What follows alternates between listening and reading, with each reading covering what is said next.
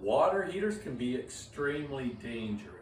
They are basically a ticking time bomb. When you put water into a closed vessel and heat it up, it expands and the physical tank can explode on you. That's why it's very important after about 12 years to change your water heater out, even if it's working.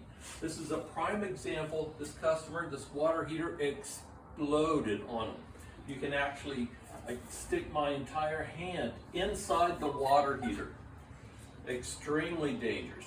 Did damage to the house. It could destroy the entire garage. It can kill people. If somebody was in this garage when it happened, they would have been scalded. Very important. Don't wait. Change your water heater after 12 years.